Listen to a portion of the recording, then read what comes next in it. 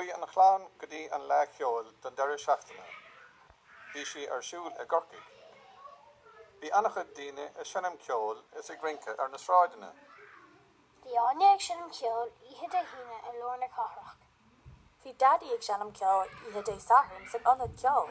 Bhí Seán ag rinke tróna de dólí sa scol. Ceistena. Ceiste hain. Cá neacig an chláán don deire seachtaine.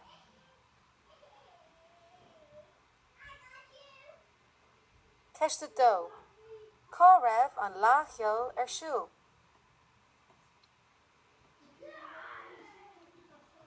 Ceiste trí. Cá raibh Anya ag sinnim ceol.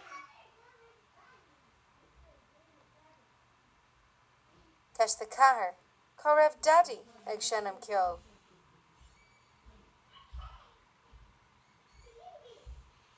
Ceiste cuaig. Cá raibh Seán ag rinke.